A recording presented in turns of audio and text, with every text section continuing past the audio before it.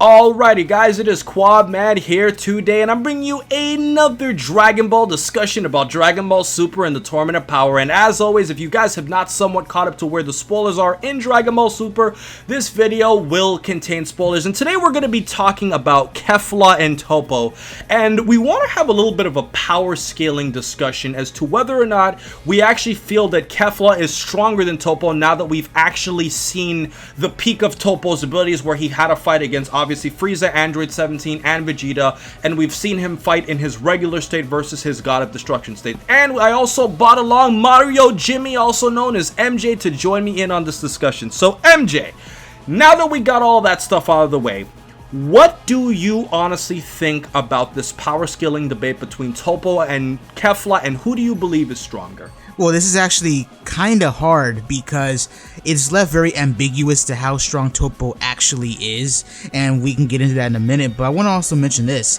Funny enough, Quinn, before you came to me with this topic, I had actually put out a poll, just a fun poll, right, to see who the people thought were stronger on my Twitter, and funny enough, by a landslide, with about 1,000 votes, a landslide, Toppo won. And logically that makes sense, because what Toppo did in the Tournament of Power, bro, he showed off so many amazing feats that just going off of feats alone, he should be stronger than Kefla. But it's hard to say because if you remember, Kefla fought a Ultra Instinct Goku, and even though she was never able to land a hit on him, it's not like Goku was one-shotting her or even, remotely beating her down, horribly, if you will. In fact, some people actually mentioned that Kefla could have actually injured or actually killed Goku towards the end with her laser beams or enraged mode that she went into. So it's very ambiguous to who would actually win this, but straight up to say it, I still think that if Toppo were to fight Kefla one-on-one, with Toppo's Hakai, if he's not holding back, I feel like Toppo could probably kill her or KO her, at least in my opinion. Right, and what were some of the feats that you wanted to bring up about Toppo being stronger than Kefla? Like, what feats do you think he demonstrated that puts him in another class? Well, this is something that myself, Seth, Chuck, Keelan have all talked about, and those are people who also do the power scaling videos and break down stuff that happened in Dragon Ball Super. What we've talked about before is the fact that he seems to have basically, in some way, shape, or form, warped the world of Void. And what I mean by that is, with his Hakai, not only did he destroy the arena, which was also a huge feat, he broke the entire arena in half. He also changed the entire sky of the world of the Void. And remember, that is something that we had not seen ever happen before, unless the Grand Priest did it. And I'm not trying to say Toppo is strong as the Grand Priest. No, I'm not trying to say that. I'm just saying that's something that we haven't seen done by, except for someone like the Grand Priest, and Toppo did that, and that was even acknowledged by the people on the bleachers. So that was sort of a scary thing to happen at that moment in time. This dude changed the entire environment, it seems, of the world of Void, which again, that's a very, very huge feat. It goes along the lines of like Jiren and Goku, how they shook the world of Void, and that was incredible in the 1 hour special, because it's like they're shaking infinity, basically, Right, and I think that's a great point you bring up, MJ, and really, if you think about it, the only way we could connect both Toppo and Kefla would be Goku, in theory, because, Goku did briefly fight Toppo for that exhibition match in Dragon Ball Super, and we also see that moment where Goku also fought against Kefla as a Super Saiyan Blue and as an Ultra Instinct. And I think if there was one argument that we should bring up here, MJ, is that I think when you look at Vegeta, how much stronger do you think Super Saiyan Bluer Vegeta is than Kefla? Because obviously you have to assume that Vegeta has to be stronger than Kefla in order to be, obviously on par with fighting against a Toppo character. And the one thing you said that I agree with is the fact that Toppo's destructive energy was like vanishing things, which is a feat that a lot of characters in Dragon Ball just don't seem to have. So where do you compare Vegeta versus Kefla in all of this? Well, this is hard because we've seen Vegeta's new form, and Vegeta's new form was going head to toe against Jiren with Goku. So the series may be applying narratively that Goku and Kaioken times 20 plus Vegeta they're relative to each other. So Again, relative being relative. I'm not trying to say that Goku would slap Vegeta in a fight, and I'm not saying Vegeta would slap Goku in a fight. They're basically fighting in sync, and they're fighting in motion, and they're doing combinated attacks, and at some points, fighting against Jiren on their own, holding their own as a tag team. Still, the series seems to imply they're relative to each other, and what I'm bringing up with this, Quinn, is that I'm not too sure if you picked up on this, but this is something that I've talked about with numerous people, including BG, our friend BG. And that's the fact that Goku seems to have gotten stronger since the beginning of this tournament. Goku with the Kaioken times 20 now, Quinn, is obviously stronger than Goku using the Kaioken times 20 in the 1 hour special. Because he has to be. Just look at what he's doing with Jiren. He actually put Jiren like in a full Nelson at one point, bro. Like he had him in a full Nelson.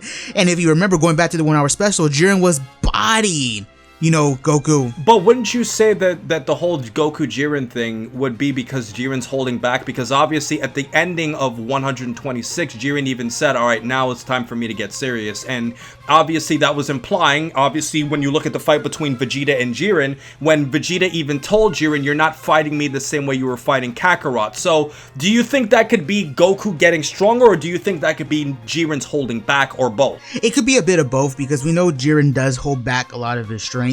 And we do know that he's kind of a character who compliments somebody as he sees fit. So him being suppressed, yes, that's probably a part of it too. But also you gotta remember, once Vegeta transformed and him and Goku attacked in sync, he did mention that both of their attacks have gotten sharper and quicker since the last time they fought. So again, it kind of goes to that whole, is Goku getting stronger? We can't say for sure, but the idea here is that I think that's what the series may be hinting at, and the series is trying to hint that Vegeta in this new blue form is relative, if not most likely, you could headcanon stronger than the current Super Saiyan Blue Goku with the Kaioken times 20. And if that's the case, Quinn, if you remember, Kefla, she was compared to the Spirit Bomb, and going off of the statements in the 1 hour special, I guess the Spirit Bomb was more of a threat than Goku with the Kaioken times 20, I guess going off of the same logic from the Namek arc. So with that being the situation, if Kefla was compared to a blast that was stronger than 1 hour special Goku with the Kaioken times 20, I think it's safe to say that she falls in that ballpark, with Vegeta probably edging her out. And you also have to factor this in. Vegeta got another power boost when he fought Toppo. Yeah. So if Vegeta had to get a power up to fight Toppo, I think that leads to the fact that maybe Toppo could, again, defeat Kefla in a fight. However, though, there are some people that are going to disagree with this, and I can definitely see why, because it's just so ambiguous. It's not as easy as it was in Z, And if I were to, add my 2 cents here, MJ, I think there's only one counter argument that we could really use for Kefla being stronger than Toppo.